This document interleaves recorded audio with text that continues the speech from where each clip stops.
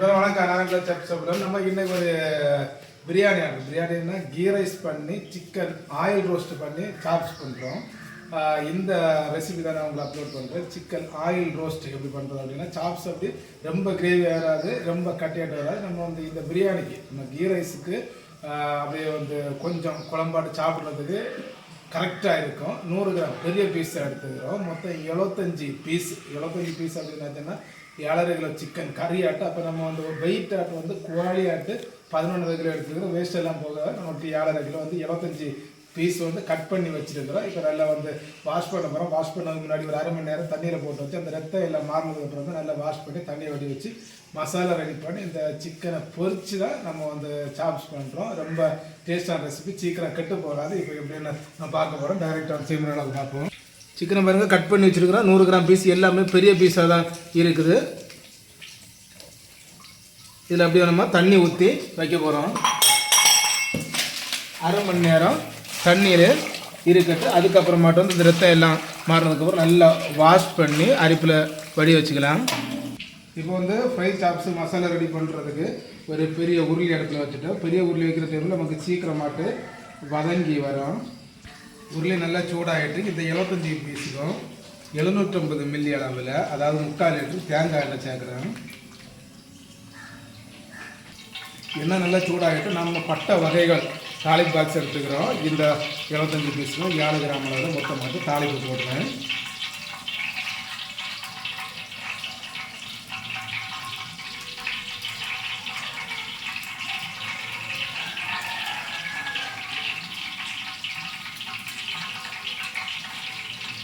தாளிப்பு ஃப்ரை ஆகி வந்தோடனே வெங்காயம் சேர்க்குறோம். ஒரு பீஸுக்கு அப்படியே வந்து 60 கிராம் மொத்தமாட்டு வந்து நம்ம 50 கிராம் கூட போதும். நம்ம கொஞ்சம் சாப்ஸாக பண்ணுறதுனால கொஞ்சம் கிரேவி இருக்கணும். அதனால என்ன 60 கிராம் கணக்கு பண்ணி மொத்தமாட்டு நம்ம 4.5 கிலோ வெங்காயம் எடுத்து நீட்டாக ஜூலியன் சைஸில் நீட்டாக கட் பண்ணி வைக்கிறோம். நீட்டாக கட் பண்ணுறது பேர் தான் ஜூலியன்ஸ். அந்த வெங்காயத்தை எடுத்து சேர்த்துக்கிறோம்.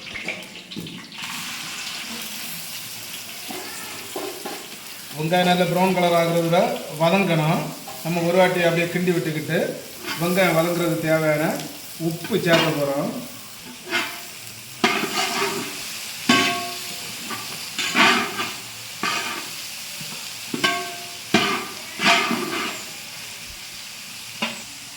இப்போ தேவையான கல்லுப்பு சேர்க்குறோம். கல்லுப்பு ஃபஸ்ட்டு வந்து உருப்படி அளவு ஒரு 75 கிராம் அளவு சேர்க்குறோம். நம்ம சிக்கன் ஃப்ரை பண்ணுறது வந்து சிக்கனில் உப்பு சேர்க்குறோம். அதனால் வந்து உப்பு பார்த்து சேர்த்தா போதும். சிக்கன் எனிவே நம்ம வாஷ் பண்ணி ஃப்ரை பண்ண போகிறோம்.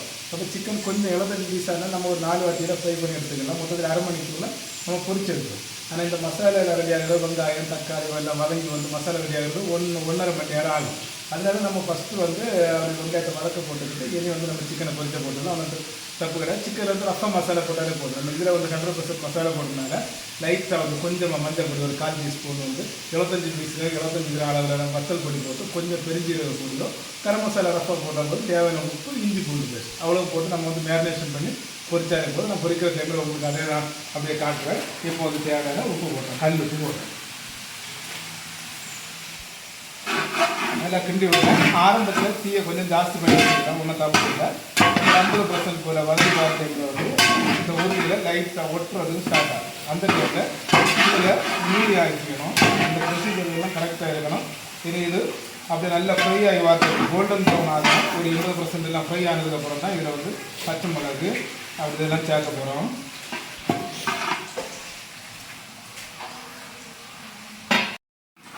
இப்போ வெங்காயம் ஒரு 25% பக்கத்தில் வதங்கி வந்துட்டு இன்னும் ஒரு 10-15 நிமிஷம் ஆகும் கோல்டன் ப்ரௌன் ஆகிறது. அதுக்கு முன்னாடி வந்து ஒரு 100 கிராம் புதினா எடுத்து நல்லா வாஷ் பண்ணி சின்ன சின்ன நறுக்கி வச்சுட்டு இந்த புதினாவை அப்படியே சேர்த்துக்கலாம்.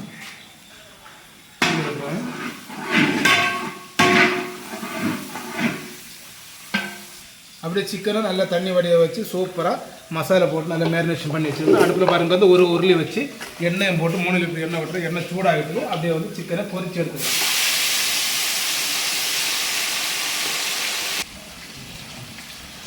இப்போ 2 நிமிஷம் போல் ஆகிட்டு அப்படியே வந்து ஒரு குச்சி எடுத்துக்கணும். அதை அப்படியே திருப்பி போடணும். நம்ம வந்து மறைச்சி வந்து சிக்கனை வந்து உடச்சிடக்கூடாது. போட்ட உடனே வந்து திருப்பி போடக்கூடாது. நம்ம கொஞ்சம் சூடு ஏற டைமில் வந்து இந்த மசாலா எல்லாமே வந்து சிக்கனை உள்ளாடி பிடிக்கும். அப்போ வந்து மசாலா உள்ளே பிடிக்கும். எண்ணெயில் வந்து மசாலா பிரிஞ்சு வராது, எண்ணெய் சீக்கிரம் கருத்து போகாது. இது ரொம்ப முக்கியமான விஷயம். ஒரு 2 வாட்டி போட்டு நம்ம திருப்பி போட்டாலும் போது நம்ம வந்து ஃப்ரை சாப்ஸ் பண்ணுறது 100% வந்து நம்ம ஃப்ரை பண்ண வேண்டிய அவசியம் கிடையாது. ஒரு 80% ஃப்ரை பண்ணது போதும். உள்ள வெத்தம் எதுவும் இருக்கக்கூடாது. அப்புறம் நம்ம மசாலையில் போட்டு 10 நிமிஷம் குக் பண்ணுற டைமில் சூப்பராக ரெடி ஆகிடும். இப்போ வந்து நம்ம ஃபஸ்ட்டு போட்ட சிக்கன் ஃப்ரை ஆகிட்டு பாருங்க. இந்த அளவு ஃப்ரை பண்ணி எடுக்கிறது, வெத்தம் எதுவுமே இருக்கக்கூடாது. வந்து நல்லா ஃப்ரை ஆகிடும். அதே டைமில் வந்து ரொம்ப முறுமுறுன்னு இது ரொம்ப முக்கியமான விஷயம். இது ஒரு வாட்டி இந்த மாதிரிலாம் ஃப்ரை பண்ணுறோம். லாஸ்ட் டைம் எடுத்ததுக்கப்புறம் கொஞ்சமாக கருவேப்பிலை சேர்த்து ஃப்ரை பண்ணியிருக்கோம். அப்போ நல்ல மனமாட்டை இருக்கும். நம்ம கருவேப்பிலை சேர்த்து கடிச்சு சாப்பிட்டுருக்காங்க, அது உடம்புக்கு நல்லது. அதனால் இந்த ப்ரொசீஜரை ஃபாலோ பண்ணுறோம். சிக்கனும் நம்ம பொரிச்சிட்டு இருக்கிறோம். அதே டைமில் இந்த வெங்காயம் நல்லா வதங்கி வர மாதிரி நல்லா ப்ரௌன் கலர் ஆகிட்டு இன்னும் ஒரு 2-3 நிமிஷம் கூட கோல்டன் ப்ரௌன் ஆகலாம். இந்த டைமில் வந்து நம்ம கோல்டன் ப்ரௌன் ஆகிறதுக்கு முன்னாடி அப்படியே வந்து 100 கிராம் பச்சை மிளகு சேர்க்க போகிறோம்.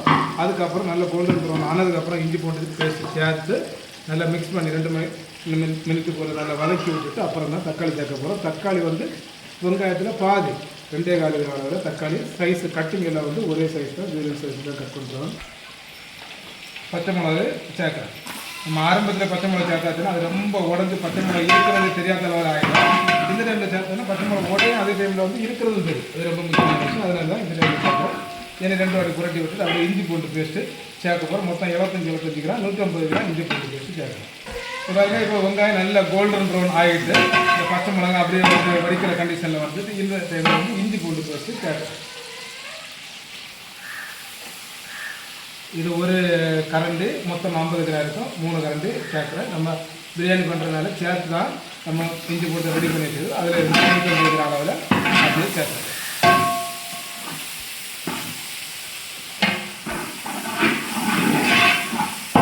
2 நிமிஷம் போல் விட்டு அதுக்கப்புறமா தக்காளி சேர்க்குறேன்.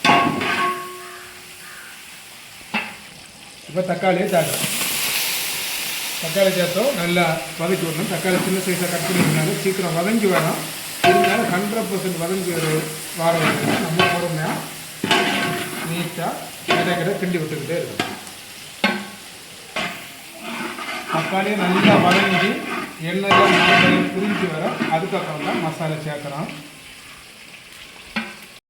தக்காளியை நல்லா அழகாக வதங்கி வந்துட்டு எண்ணெய் எல்லாமே சைடில் அப்படியே பிரிஞ்சு வருது. எண்ணெய் பிரிஞ்சு வரதை பார்த்தாலே நம்ம வந்து அப்போ தான் வதங்கி இருக்குன்னு கண்டுபிடிக்க முடியும். 100% எந்த காம்ப்ரமைஸ் வதக்கி இப்போ மசாலா சேர்க்க போகிறோம். மஞ்சள் பொடி வந்து நம்ம ரஃபாக சேர்த்தா கூட ஏற்கனவே சிக்கனில் லேசாக சேர்த்துக்கிறோம். 1 டீஸ்பூனுக்கு 1/4 டீஸ்பூன் அளவில் மஞ்சள் பொடி சேர்த்துக்கிறேன். வத்தல் பொடி 75 பீஸுக்கும் 75 கிராம் அளவில் வத்தல் பொடி போட்டுருக்குறேன். இது வந்து கரெக்டாக இருக்கும். உங்களுக்கு கொஞ்சம் முன்ன தேவைன்னு நீங்கள் பார்த்து ஜாஸ்தி கம்மி கூட போட்டுக்கிறோம், தப்பு கிடையாது. இதுக்கு 1.5 கம்மி போடுறேன். மல்லிப்பொடியும் அதே அளவுக்கு சேர்க்குறேன். அதே அளவு பெருஞ்சீரக பொடி போடுறோம். பெருஞ்சீரக பொடி முக்கியம். இது சின்ன கரண்டி, அதனால் இதுக்கு 3 கரண்டி போடுறது அப்போ தான் கரெக்டாக இருக்கும், நல்ல மணமாட்டம் இருக்கும். சொந்தமாக கொடுத்து கரம் மசாலா பொடி கொஞ்சமாக போடுறோம். இது கிராம் கணக்கு ஒரு 5 கிராம் தான் இருக்கும். நல்ல ஒரு மணத்தை கொடுக்கும். கிண்டி விடுறேன். கரம் மசாலா போடுறதுனால நல்ல ஒரு டேஸ்ட் வரும். ஜாஸ்தியாக மட்டும் போடக்கூடாது, ரொம்ப கம்மியாக போடக்கூடாது. அளவுகளுக்கு கரெக்டாக இருக்கும். கட்டி தயிர் ஒரு 75 கிராம் அளவு சேர்க்குறேன். அழகாக கிண்டி விடணும். ஒரு 2 நிமிஷம் போல இந்த எண்ணெய் மசாலா எல்லாம் வதக்கி வரும்போது தண்ணி எதுவுமே சேர்க்காம நல்லா கிண்டி வரும். அதுக்கப்புறமா நம்ம லைட்டாக தேவையான அளவு தண்ணி சேர்த்து மசாலாவை கொஞ்சம் லூஸ் பண்ண போகிறோம். அதுக்கப்புறம் நம்ம 1/4 கிலோ அளவில் முந்திரியும் ஊற போட்டுட்டு அதை நல்லா பேஸ்ட் பண்ணி சேர்க்க போகிறோம். சிக்கனை நம்ம அழகாக பொரித்து எடுத்துக்கிறோம். பாருங்க கடைசியில் கொஞ்சம் கருவேப்பிலை எல்லாமே போட்டு தான் பொரித்து வச்சுருக்கிறேன். இந்த அளவு நல்லா வறட்டி எடுத்தது போல் நல்லா கிண்டி வந்து அதிகம் பிடிக்காத அளவில் மீடியமாக வச்சுருக்கிறேன். கொஞ்சம் நேரம் வதக்கிட்டு அதுக்கப்புறமா கொஞ்சம் தண்ணி விட்டு இதை யூஸ் பண்ணிக்கிறேன்.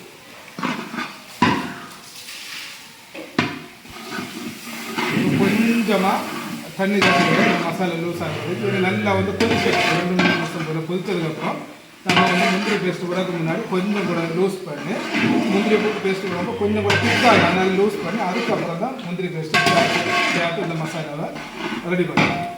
இப்போது இந்த கிரேவி லூஸ் பண்ணுறதுக்கு தேவையான அளவு ஒரு 2 லிட்டர் போல் தண்ணி விட்டுருக்குறோம். இது நல்லா ஒரு 2 நிமிஷம் போல் கொதிச்சதுக்கப்புறம் முந்திரி பேஸ்ட் பண்ணி வச்சுருக்கிறோம். முந்திரி பேஸ்ட்டு சேர்த்து செக் பண்ணுறோம். நம்ம எவ்வளோ தேவை பண்ணி நம்ம வந்து கொஞ்சம் லூஸ் ஆக்கணும். பார்த்தீங்கன்னா நம்ம சிக்கனை ஃப்ரை பண்ணி வச்சுருக்கனால சிக்கன் கொஞ்சம் மசாலா தண்ணி சேர்த்து அப்சர்வ் பண்ணோம். அதனால் கொஞ்சம் லூஸாக பண்ணி தான் அதுக்கப்புறம் சிக்கனை சேர்த்துக்கணும்.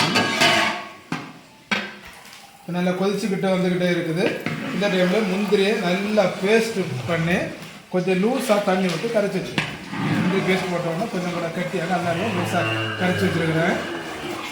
இன்னும் 2-3 நிமிஷம் போல் நல்லா கொதிக்கட்டு முந்திரியோட பச்சை வாசனை எல்லாம் மாறி வரணும். அதுக்கப்புறம் உப்பு காலையில் செக் பண்ணி நம்ம பொரிச்சு வச்சுருக்கிற சிக்கன் இதில் சேர்க்க போகிறோம். அழகாக கொஞ்ச நேரம் மட்டும் வந்து மீடியம் ஃப்ளேமில் இருந்து நல்லா கொதிச்சு வருது. இப்போ உப்பு காரம் எல்லாமே செக் பண்ணிவிட்டு கரெக்டாக இருக்குது. எக்ஸாக்ட்லி கரெக்டாக போதும். நம்ம சிக்கனில் உப்பு வரனால இப்போ வந்து சிக்கனை சேர்த்து கிண்டி விடுறேன். இன்னும் 2-3 நிமிஷம் போல். அதாவது சிக்கனை உள்ளாடியும் நம்ம ஏற்கனவே மசாலா போட்டு ஃப்ரை பண்ணுறதுனால மசாலாவில் இருக்குது.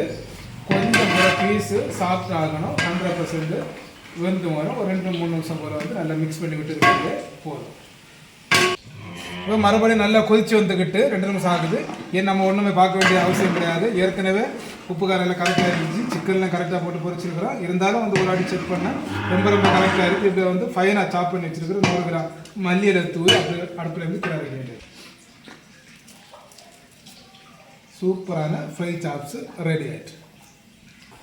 இப்போ அடுப்பில் இருந்து கீழே இறக்கி வச்சுட்டு நம்ம ஒரு வாட்டி மிக்ஸ் பண்ணி 75 பேர் ஒரு சிம்பிளான ஆள் ஒரு ஆளும் ஒரு பீஸு கணக்கு பிரியாணிக்கு பண்ணுறோம். எப்படி அப்படிங்கிற பழக்கம் பார்த்தீங்க. ஏதாச்சும் ஆர்டர் இருந்தாலும் மறக்காமல் கான்டாக்ட் பண்ணுங்கள். பிரியாணி என்ன தான் நம்ம பண்ண போகிறோம். அதனால என்னென்னா உங்களுக்கு நான் பிரியாணியை கூட வச்சு டேஸ்ட் பார்த்து சொல்ல முடியாத ஒரு சுச்சுவேஷன் ஆகிட்டு நான் வந்து ஓரளவு செக் பண்ணி ரொம்ப பர்ஃபெக்டாக இருக்குது. இது உங்களுக்கு டிஃபனை கூட வேணும்னா கூட யூஸ் பண்ணிக்கலாம். ஒன்றும் தப்பு கிடையாது. நல்லா தான் இருக்கும். பிரியாணி வந்து 100% வந்து செப்பரேட்டாக பண்ணுறோம். பிரியாணி செட் ஆகும். ட்ரை பண்ணி பாருங்கள். இது ஒரு சேனலை சப்ஸ்கிரைப் பண்ணாத சப்ஸ்கிரைப் பண்ணிக்கோங்க. நீங்கள் சின்ன ஃபங்க்ஷனுக்கு கூட இதே மாதிரி செய்து பார்க்கலாம். செய்து பார்த்துக்கிட்டு எப்படி இருக்குது அப்படின்னு கமெண்ட் பண்ணுங்கள். அடுத்த வீடியோவில் வேறு ஒரு ரெசிபியோட ப்ரிப்பேர் பண்ணுறேன். தேங்க்யூ.